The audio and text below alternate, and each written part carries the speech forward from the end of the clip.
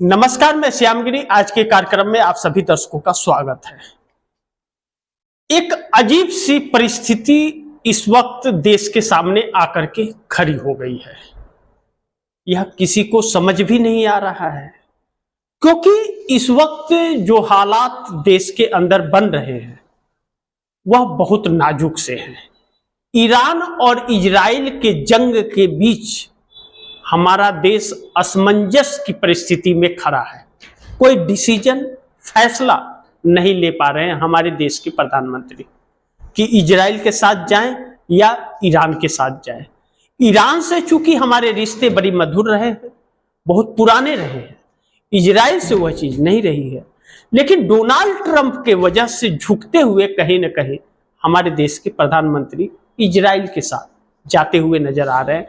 लेकिन एक कारण और भी प्रमुख है जिससे इनकार नहीं किया जा सकता, वह है गौतम अडानी का हाइफा पोर्ट इजराइल के अंदर। अब G7 के अंदर जो भद पिटी हमारे देश के प्रधानमंत्री नरेंद्र मोदी का तस्वीर पीछे एकदम खड़े अलग थलग पड़े हुए नजर आए, लेकिन ट्रंप से मुलाकात G7 में नहीं हुई। अब उन हालातों को लीपापोती करने के लिए विक्रम मिश्री को फिर एक बार सामने ला करके खड़ा कर दिया गया। चूंकि हमारे देश के प्रधानमंत्री बोल नहीं पाते, अब इसका असर क्या पड़ेगा वह बड़ी प्राथमिकता से आप दर्शकों को समझने की जरूरत है। चूंकि यह भारतीय जनता पार्टी की सरकार नहीं है, इसलिए नरेंद्र मोदी की तानाशाहियां नहीं चल पा रही हैं, क्योंकि पूर्ण बहुमत की सरकार नहीं है, बड़ी मुश्किल में घिरी हुई सरकार है। और जिस तरह से नरेंद्र मोदी अलग थलग वाले हालात में आकर के खड़े हुए हैं, यह दुर्भाग्यपूर्ण कहें या सौभाग्यपूर्ण कहें, यह तो वक्त बताएगा। लेकिन इस वक्त बहुत बड़ी संकट में हमारे देश के प्रधानमंत्री हैं, अपने ही उनके साथ छोड़ते हुए नजर आ रहे हैं। अब अगर हम बिहार में नीतीश कुमार की चर्चा कर लेते हैं, तो नीतीश कुमार एक ऐसी कड़ी हो गए हैं जो नरेंद्र मोदी के लिए बहुत बड़ी मुसीबत खड़े हो गए हैं, क्योंकि नरेंद्र मोदी नीतीश कुमार की इच्छा को पूरा नहीं करना चाहते। और नीतीश कुमार को जिस तरह से घेरने का काम नरेंद्र मोदी ने किया, वह अपने आप में एक सवाल खड़ा कर रहा है। चूंकि नीतीश कुमार और चंद्रबाबू नायडू के दम पर टिकी यह मोदी की सरकार, जो नरेंद्र मोदी ने यह सोचा था कि नीतीश कुमार के लोगों को तोड़कर मैं अपनी सत्ता को बरकरार रखूंगा और नीतीश कुमार को अलग थलग कर दूंगा, इसी के मद्देनजर प्रधानमंत्री मोदी नीतीश कुमार से दूरियां बना रहे थे। लेकिन वही नीतीश कुमार के दांव में कहीं ना कहीं मोदी बिहार में भी फंस गए हैं। और पहलगाम के बाद अब जो हालात और परिस्थितियां देश में बनी हैं, और ट्रंप के सामने सरेंडर जब किया है इन्होंने, हालांकि ईरान ने सरेंडर होने से मना कर दिया, कहा कि मैं सरेंडर करने वाला नहीं हूं, मैं सबक सिखाऊंगा, और जंग का ऐलान कर दिया उसने। अमेरिका को भी दो टूक जवाब दे दिया, आ जाओ तुम्हें भी आना है तो आखिरी दम तक लड़ते रहेंगे। एक अलग हालात और परिस्थिति पैदा हो गई है, और भारत उसमें अलग थलग है।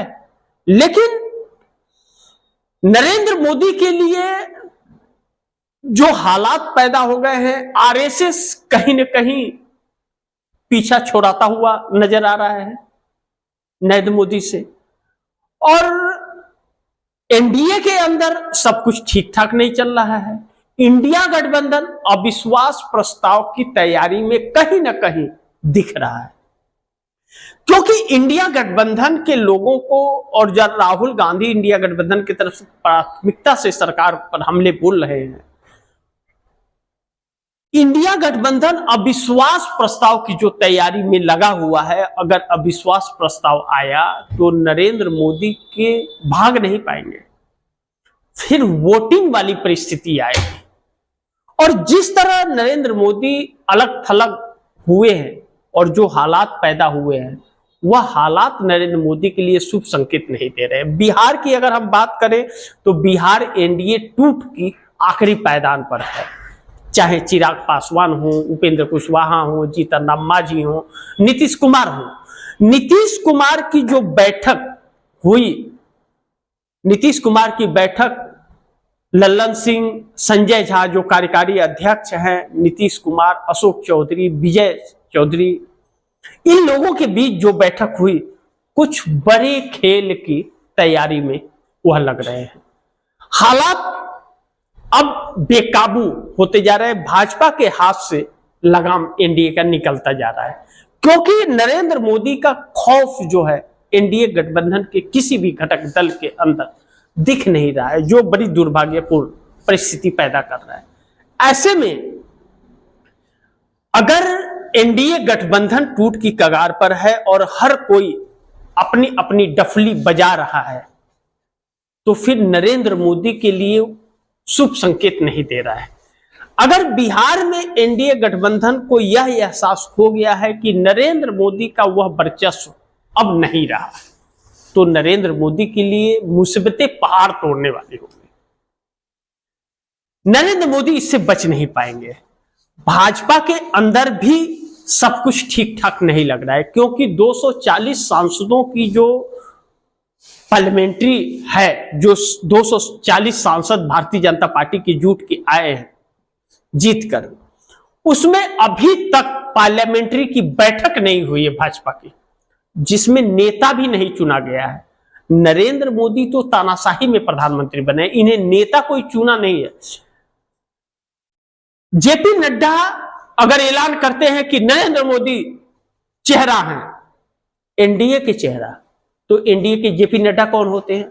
लेकिन भाजपा की पार्लियामेंट्री की बैठक न होकर के एनडीए की बैठक हुई और नरेंद्र मोदी को चुना गया। नरेंद्र मोदी आगे आगे चले, पीछे भाजपा को छोड़ दिए। और भाजपा के नेताओं की मजबूरी है कि सत्ता उनके लिए भी जरूरी है, क्योंकि ऐसे कर्म किए हैं कि उसका फल बहुत बुरा मिलने वाला है। सत्ता परिवर्तन हो गया तो यह भी मजबूरी है उन नेताओं का साथ रहने का। लेकिन उसके बावजूद भी कुछ नेता जो अपने राजनीतिक अस्तित्व की लड़ाई लड़ रहे हैं, जिन्हें यह एहसास है कि नरेंद्र मोदी के बाद उनकी राजनीति खत्म हो जाएगी, वह कहीं न कहीं दूरी बना रहे हैं और नरेंद्र मोदी के बचाव में आगे नहीं आ रहे हैं,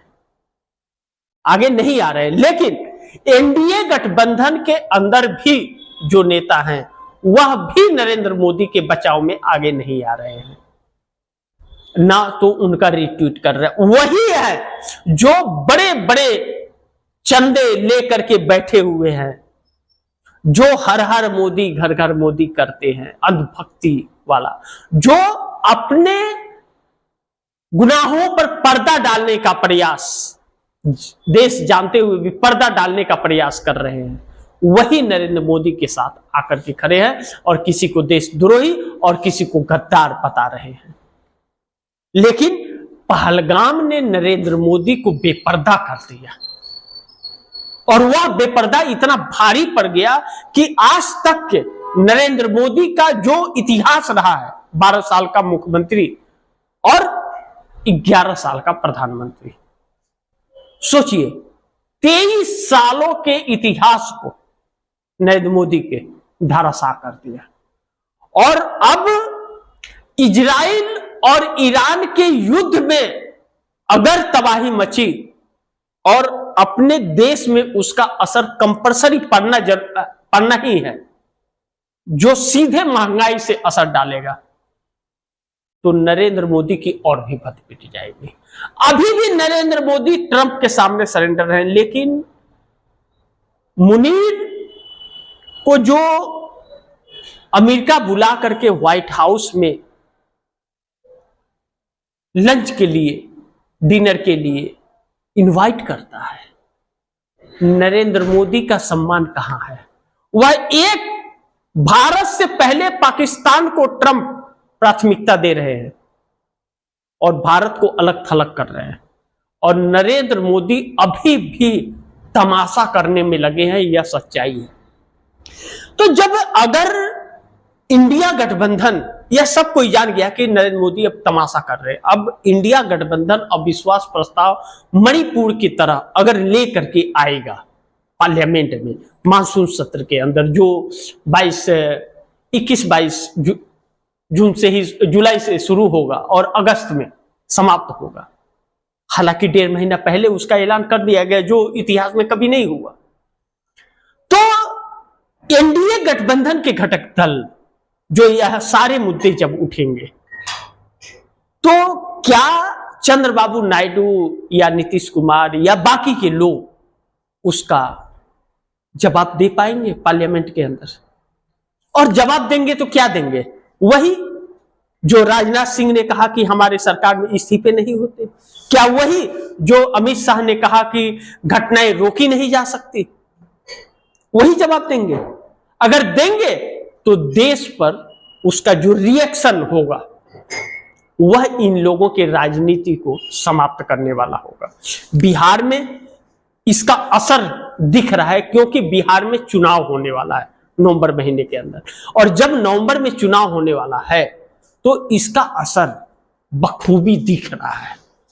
वोट के तौर पर एनडीए गठबंधन बैकफुट पर है, और हर राजनीतिक पार्टियां जो एनडीए गठबंधन की है बिहार के अंदर, वह अलग अलग नीतियों पर, अलग अलग साजिशों पर काम कर रही है, जिसमें नीतीश कुमार भी गिरे हुए। इस चक्रव्यूह से नीतीश कुमार बाहर निकलने का प्रयास कर रहे हैं, लेकिन नीतीश कुमार कितना सफल हो पाएंगे इस चक्रव्यूह में, यह भी देखना बड़ी महत्वपूर्ण होगा। लेकिन कुछ तो बिहार में अब बड़ा होने वाला है, और जैसे नरेंद्र मोदी को लेकर के यह लग रहा है कि विनाशकाले विपरीत बुद्धि, नरेंद्र मोदी बहुत घबराए से हुए हैं और अनाप शनाप फैसले लेते हुए जा रहे हैं, जो सारे फैसले उनके उल्टे पड़ रहे हैं इस वक्त नरेंद्र मोदी को। देश रोजगार चाहता है, देश रोजगार पर चुनाव चाहता है, रोजगार होना चाहिए। देश महंगाई को कम करना चाहता है, लेकिन नरेंद्र मोदी तो महंगाई को बढ़ाने के लिए काम कर रहे हैं, ट्रंप के इशारे पे काम कर रहे हैं। वह ईरान से दोस्ती तोड़ करके कम रेट के ऑयल को छोड़ के महंगे रेट का ऑयल ले आने के लिए दोस्ती बढ़ा रहे हैं। अपने पाखंड को पर्दा डालने के लिए पाखंड पर वह ट्रंप के सामने सरेंडर करते हुए नजर आ रहे हैं। तो फिर इस देश का क्या?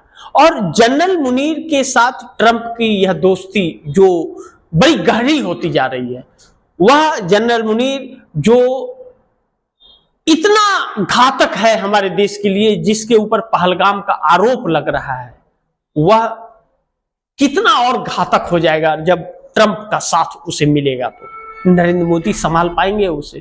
फिर एक बार इस देश को आग के दरिया में कहीं न कहीं झोंकने का प्रयास चल रहा है, जो आप दर्शकों को समझना बहुत जरूरी है। ध्यान दीजिए इस सरकार की हरकतों पर, उसे पहचानिए, क्योंकि ऐसा ना हो जाए, कहते हैं ना कहावत, तब पछताए होते है क्या जब चिड़िया चुन गई खेत, तो वह हालात बहुत बद से बदतर हो जाएंगे। नरेंद्र मोदी अब इस देश के लिए कहीं न कहीं बड़ी भारी पड़ रहे हैं, क्योंकि वह कुर्सी उन्हें चाहिए किसी भी कीमत पर, कुछ भी हो जाए, और अडानी सेफ रहना चाहिए। इन दो चीजों के लिए नरेंद्र मोदी काम करते हुए नजर आ रहे हैं। आपकी क्या राय है? आप क्या सोचते हैं? वह कमेंट में जरूर बताइएगा। मिलते हैं फिर अगली खबर के साथ, तब तक के लिए नमस्कार। आप दर्शकों से गुजारिश निवेदन, इस खबर को ज्यादा से ज्यादा शेयर कीजिए, अपने दोस्तों को भी कहिए आगे शेयर करें। आपने अगर चैनल को सब्सक्राइब नहीं किया तो सब्सक्राइब कर लीजिए। मिलते हैं फिर अगली खबर के साथ, तब तक के लिए नमस्कार।